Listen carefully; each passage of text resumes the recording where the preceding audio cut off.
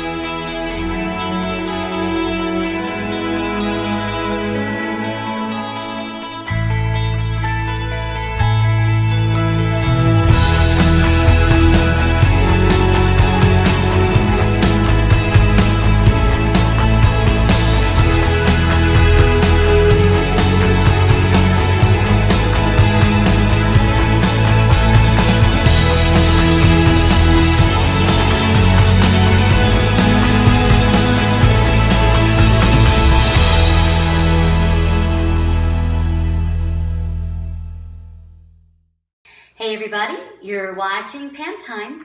Now tonight's performance, you're going to see a wonderful exhibition of contemporary dance. And this is brought to you by the Pushing Progress Dance Company, which is located in New York City, headed up by Kaylin Kirkin, Chris Hale, and Bryn. And you can get information on this at www.pushingprogress.com. You can check it out there. But what happened was they brought their spring showcase up to Walden, New York. And they got to do this in a black box theater, which is really nice. Got to be up close and personable with all of the performers. And you got to see all this rhythmic movement and how they captivated emotions into a contemporary dance style. So I want to commend all the performers who came out for us from Pushing Progress, and all the choreographers and dancers and everybody else who performed. It was just wonderful.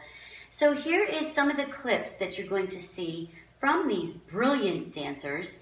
And this is again at the New Rose Theater, located in Walden, New York, at 35 East Main Street, part of the Hudson Valley Conservatory, where you can get music, dance, and drama lessons. So let's give a look at some of these highlights. Enjoy, it's PAM Time.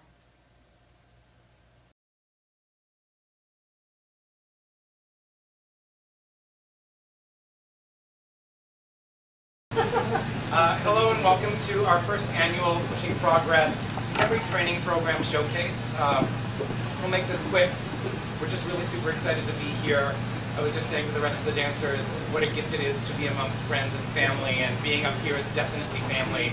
It was such a gift to be able to spend this day teching and being in this space, which I know for Chris holds so many memories, and which is incredible considering this year and this show for us is holding so many memories. So we hope that you enjoy the show and that you take the time to just have the experience to be invested in what you're seeing. And then at the end of the evening, we're going to do a 20 to 30 minute talk back where any of... Yeah. Someone's got a question. But yeah, where you can ask your questions, whether it be about the training, the program, each of the choreographers, any of the dancers. Super important for us that we open up this space to all of you to let it be educational and to let it be informative. So thank you so much for coming out again. We truly appreciate the support. And I just want to say again, if you don't know, my name is Chris. I grew up at this studio. Yes. I was here when the doors opened. That's right.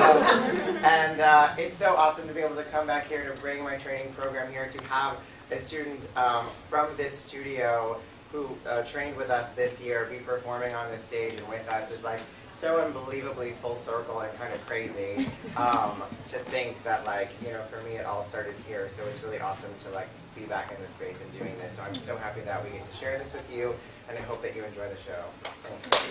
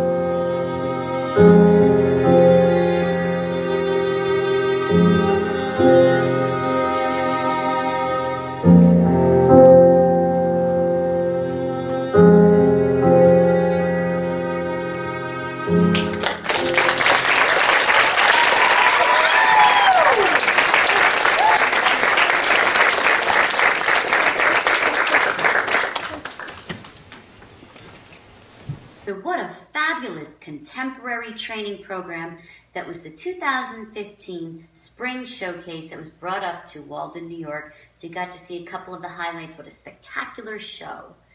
So now you're going to get to hear a wonderful question and answer session brought to you by the entire ensemble of Pushing Progress, as well as the choreographers and the founders. So let's give a listen to some of the educational as well as informative things that they have to say about dance and the craft and everything that goes along with it. So let's give a listen.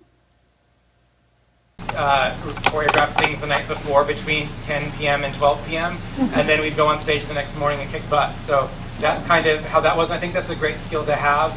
For me, it took the 20-minute piece. We've been working on it for 2 weeks, 3.5 hours a day, 4 days a week. And that's not a lot of time for me. I normally like to take oodles and oodles of time. How about you, Bryn? Well, this is part of an hour-long work that we're filming, and we've been working on the full evening since September, and it's premiering next month. So that will be 9 months. Hey. The baby could be born. The baby kind of is It's your baby. I think what did we have, Rachel? Like 3 rehearsals? So we had 3 rehearsals and we just did it. And there was like not a lot of editing going on. For her solo, yeah, 3 rehearsals. Yeah. Yeah, I just, sometimes you get in this space and you like nitpick over things, and this is one of those instances where I was just like, I don't have time for that. So we did 3 rehearsals and I didn't edit anything that came to mind. We tried, we did, we made it happen, and that was the end of the story. I think part of the conversation is practicing greatness. As teachers, we discuss a lot about not viewing class as class, and conditioning is conditioning, and work is work, and then performance is performance, and you're performing, and it's a whole different experience. The whole idea is you are practicing greatness all the time. You're never performing, you're always invested in the experience. And so every class is an invested emotional experience where you're cultivating your craft. And when you're cultivating your craft all the time, it becomes second nature to present your work and your tools on stage. And so, I think when you are a gifted dancer who's practicing greatness all the time, you can get into a studio with an artist and have an experience and create and put something on stage with very little time.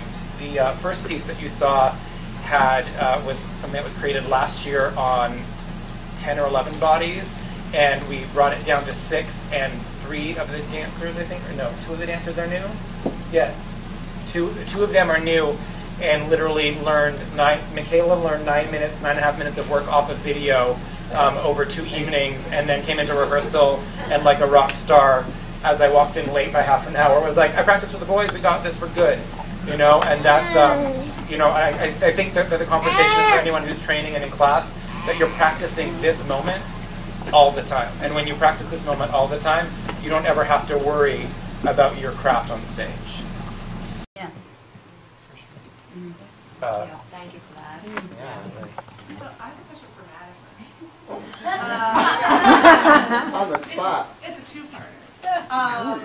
One, what's it like to be back here when just really a year ago you were out here and now you're on stage? That's right. With a different company.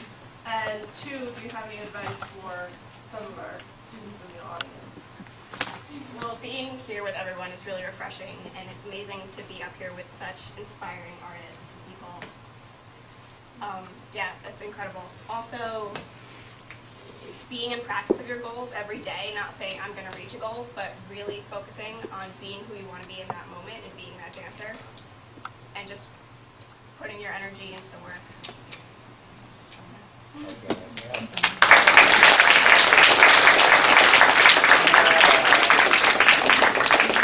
Oh, we got lots of hands. Let's go to this little one up here first. Yeah, you. Was there any certain emotion you wanted presented in this, or was it Certain emotions. Oh, were there any certain emotions that we wanted presented? Choreographers, maybe. I just wanted it to be fun. Fun. Yeah. Yeah. Nothing too serious. Just fun. Just dancing.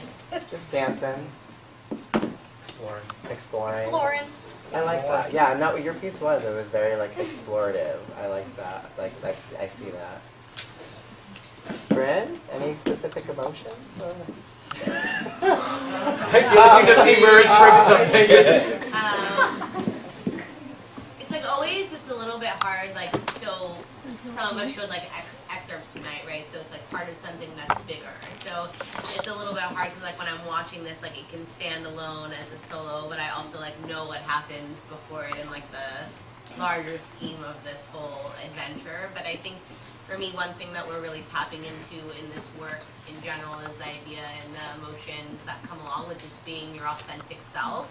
The work is called Skin, so what does that mean to emotionally and mentally and physically live inside of your own skin, and how do you really function as your truest self? And so when I'm making the work, this happens to be somebody I've known for a very, very long time, but it's about kind of getting into her skin and figuring out what emotions that she's offering to this process, and then working from that place to choreograph and to build movement. So I have to go next. Yeah. Because- Perfect. Segue. Yeah, because that was the thing that I was questioning in my mind was emotion, right? And this is maybe a more granular type of question. I don't have to say it to you, right? I was going to ask you. Go, please do. No, I'm on the edge of my seat here. You know, I'm a very process, I'm an architect, right? So I'm a very process-driven type person. And when I watch what you guys do, that was what I thought was emotion, right? A lot of emotion.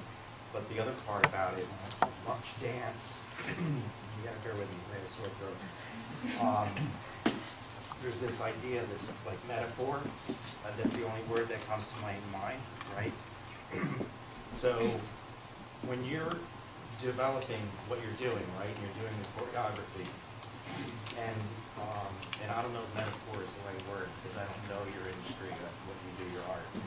But how do you go about developing, or what is your process by which you construct there's like a lot of metaphor watching dance. There's like all these like there's hand movements, and there's all of these different movements that you do, and you're trying to convey, like in your instance, we're just talking about these emotions relative to getting inside the skin. But what's the process by which you go through selecting those metaphors? How do you do that? That's just hard. It's like, you know, like when at the end, when you lifted you had like the gold kind of skirt, you know what I mean? And I mean, that was more of a prop, right? Mm-hmm. Yeah. But still, the movements or metaphors that you're trying to use to convey a message. Sure. Right? So how do you do that? How do you go about selecting, like, what's the process by which you go about selecting those? Is there, do you have, when you're teaching dance and choreography, do you actually have a language of, like, metaphors or like, vocabulary that you use to convey certain emotions, or are you constantly inventing, or is it a combination? Can we just take this crowd of questions everywhere we go? It's amazing. Good one. Do you want to start with that? Yeah. I'll start. We can all just. Yeah. This is different for everyone. So. Yeah. For me, like every work calls for a different type of invention. So, like in this idea of like cultivating your identity. So I work really collaboratively with the dancers. So that's a place, like a place to start, where so some of the language is coming from like what's coming out of their bodies, and then I'm looking at it and refining it to build the whole like comprehensive world. For me, like I'm very interested in like I feel like the minute details of movement often speak the loudest. So as opposed to only thinking about like leaping and turning and moving largely across the space, I feel like something really subtle, like a change of a hand, can really like illuminate a lot and kind of elucidate this idea of like metaphor, or it drives content.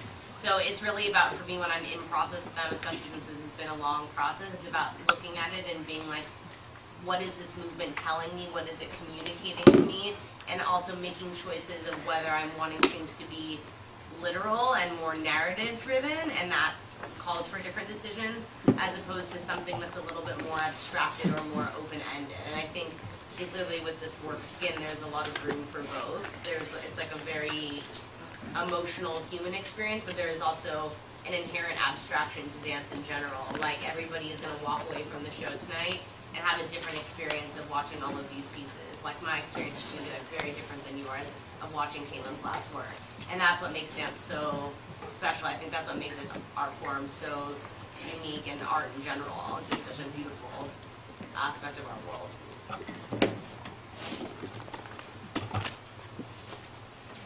Program, yeah.